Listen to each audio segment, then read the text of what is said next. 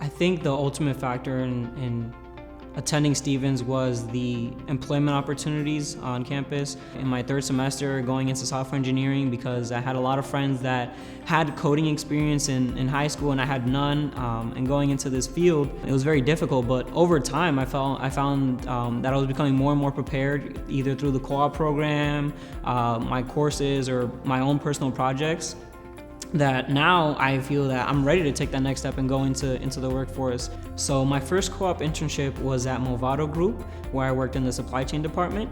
And my most recent co-op was a double term where I spent 2 terms at Con Edison, where I worked in the distribution engineering department, I should say.